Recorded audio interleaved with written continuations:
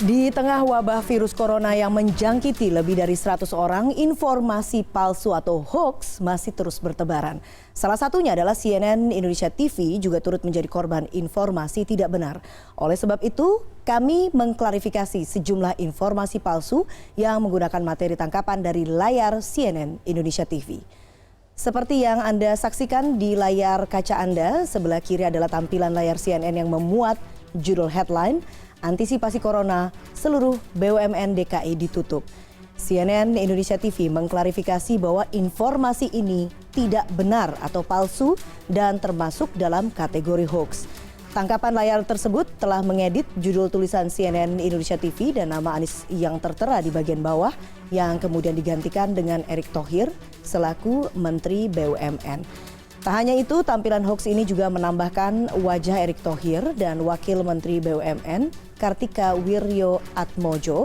Padahal di sebelah kanan adalah gambar yang asli dan benar, di mana Anies mengumumkan seluruh sekolah DKI Jakarta ditutup sementara selama 2 minggu. Hal ini diumumkan Anies di Balai Kota pada 14 Maret lalu. Dan tulisan headline CNN Indonesia TV yang benar adalah Antisipasi Corona, seluruh sekolah DKI ditutup. Selain itu, dalam konferensi pers tersebut, Menteri BUMN Erick Thohir dan Wakil Menteri BUMN Kartika Wirjoatmojo tidak ada dalam pertemuan Sabtu siang kemarin. Jadi bisa dipastikan informasi sebelah kiri layar Anda adalah hoax.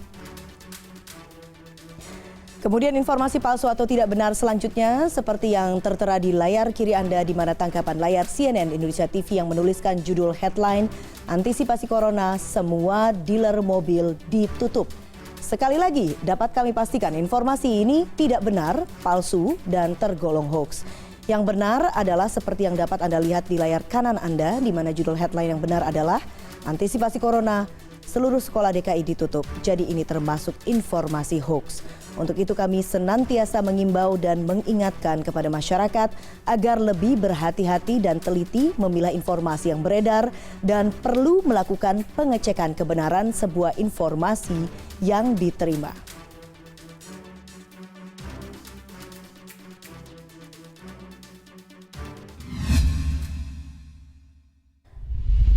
Dan untuk membahas masalah ini melalui sambungan telepon kita telah terhubung dengan Legal CNN Indonesia Idaman Putri Erwin. Selamat siang Idaman. Selamat siang Eva. Di tengah kekhawatiran dan simpang siur data akibat wabah corona, sejumlah pihak kemudian tetap menyebarkan hoax termasuk yang menggunakan screen cap atau tangkapan layar dari siaran CNN Indonesia. Bagaimana kemudian CNN Indonesia menyikapi hal ini?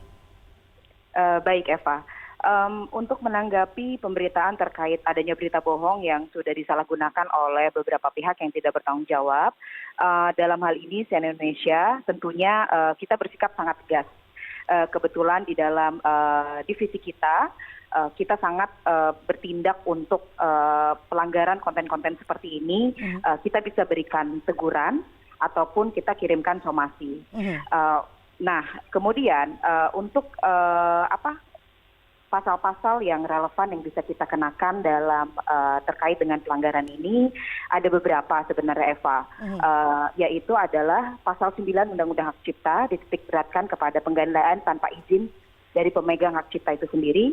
Kemudian ada di pasal 25 Undang-Undang Hak Cipta terkait ke lembaga penyiarannya sendiri, di mana lembaga penyiaran dalam hal ini CNN Indonesia salah satunya mempunyai hak untuk memberikan izin atau melarang pihak lain yang melakukan penggandaan tersebut.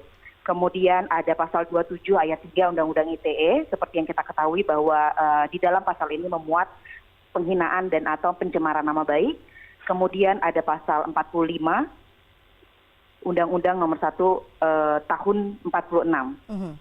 Begitu, Eva. Oke, artinya ada konsekuensi hukum bagi para pembuat dan penyebar informasi hoax ini. Apakah kemudian CNN Indonesia akan mengambil langkah termasuk langkah hukum terkait kasus ini? Baik, terkait langkah hukum perlu saya sampaikan juga bahwa CNN Indonesia ini adalah badan hukum yang sah sesuai dengan peraturan perundang-undangan. Nah, kemudian sesuai dengan pasal 3110 Kitab Undang-Undang Hukum Acara Pidana, di situ dijelaskan bahwa sebagai badan hukum yang berwenang untuk bisa mengajukan ke proses hukum adalah direktur utamanya. Jadi Saya sebagai legal hanya bisa merekomendasikan, tetapi nanti apabila ini masih dalam proses ya Eva, Baik. nanti CNN Indonesia akan tetap melanjutkan ini, kita akan gali lagi gitu, karena untuk proses verifikasinya terus berjalan. Baik, apa kemudian himbauan Anda terkait dengan waspada hoax pemberitaan soal wabah virus corona ini, Idaman? Baik, secara internal maupun eksternal, saya selalu mengimbau kepada seluruh awak CNN Indonesia ataupun di luar, umumnya adalah kepada masyarakat luas bahwa untuk bisa lebih bijak lagi dalam menerima dan menyebarluaskan berita. Apalagi memverifikasi dan mengkonfirmasi berita itu adalah salah satu hal yang sangat penting. Jadi masing-masing dari kita itu memberikan filter terlebih dahulu begitu Eva. Jadi apabila kita menerima informasi, kita menerima broadcast message, jangan kita langsung sebarkan. Baiknya kita yakini dulu bahwa berita itu adalah benar, ataupun kalau perlu kita konfirmasi melalui telepon atau pihak-pihak yang memang kita tahu, lebih baik kita lakukan. Baik. Gitu. Jadi jangan langsung percaya terhadap berita atau informasi yang kita terima. Baik. Apalagi dengan kondisi wabah corona sekarang, pihak-pihak malah memanfaatkan kondisi ini, jadi seperti tidak elok. Baik. Seperti itu. Baik, Ya. karena memang dengan menyebarkan pun bisa terkena konsekuensi hukum begitu ya. Idaman Betul, Putri Erwin, betul, Eva. Legal CNN Indonesia. Terima kasih atas informasinya di CNN Indonesia News Report.